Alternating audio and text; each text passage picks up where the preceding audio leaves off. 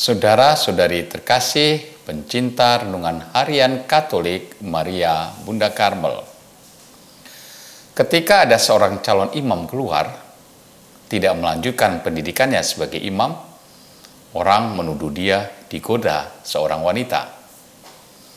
Ketika ada seorang yang terlibat dalam pelayanan-pelayanan gereja, melakukan tindakan yang tidak pantas, entah karena bicaranya yang tidak tepat, atau tindakannya yang kurang pantas, orang komentar, kok bisa orang seperti itu menjadi pelayan?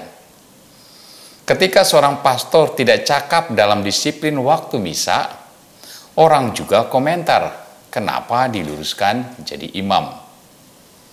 Masih banyak cerita-cerita lain yang menunjukkan kekecewaan dan ketidakmengertian orang banyak mengenai orang-orang yang dipandang sebagai orang yang dekat dengan Yesus, tetapi cara hidupnya mengecewakan.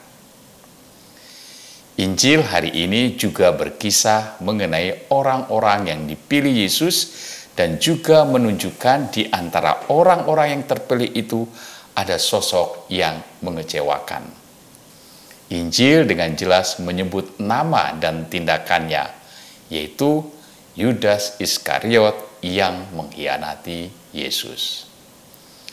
Kalau kita membaca bagaimana Yesus memilih 12 orang dari sekian banyak muridnya, dan dengan proses pemilihan yang semuanya ditentukan oleh Yesus, kita bertanya-tanya, siapa yang salah? Yesuskah yang salah? Bukankah yang memilih mereka itu Yesus sendiri? Apakah Yesus tidak mengenal pribadi orang-orang yang dipilihnya? Ke-12 orang murid yang dipilih Yesus berasal dari berbagai latar belakang budaya, pendidikan, pekerjaan yang berbeda-beda, serta memiliki karakter yang berbeda-beda pula. Ada yang pendiam, pemarah, pendendam, ekstrovert, introvert, dan lain sebagainya. Mereka semua hidup bersama Yesus, menerima pengajaran dari Yesus, dan menerima pula kuasa dari Yesus. Mereka memiliki kesempatan yang sama untuk mengenal Yesus dengan lebih baik. Dalam proses ini, tentu ke-12 orang terpilih memiliki penangkapan yang berbeda-beda tentang Yesus. Hal ini tergantung atas sikap mereka terhadap Yesus, menerima dengan tangan terbuka, setengah terbuka, atau tetap mempertahankan pendapatnya sendiri.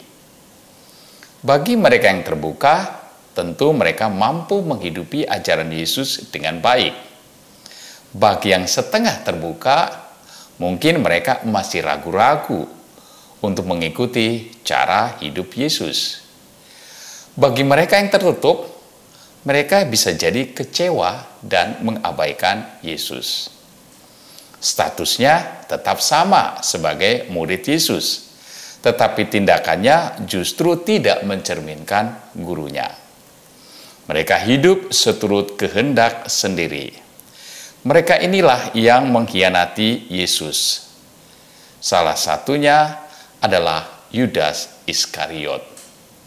Yudas Iskariot mengkhianati Yesus bukan karena salah Yesus, tetapi pilihannya sendiri karena hatinya tidak terbuka terhadap kehendak Yesus, meskipun Yesus sudah berupaya membuka mata hatinya.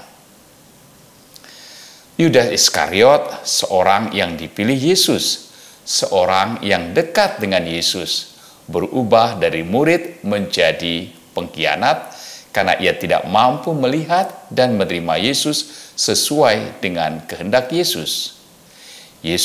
Yudas menginginkan Yesus bertindak sesuai dengan keinginannya sendiri. Apa yang diinginkan harus terjadi.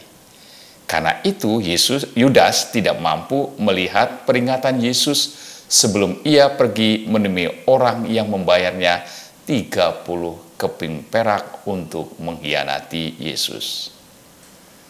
Yudas Iskariot sudah tidak ada, tetapi mungkin sifat-sifatnya tetap ada sampai sekarang. Sikap Yudas mungkin juga bagian dari hidup kita, Meskipun kita dengan berkobar-kobar mengatakan sebagai pengikut Yesus.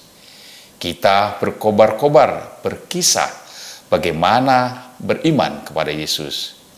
Tetapi tindakan kita menjauhkan orang dari Yesus.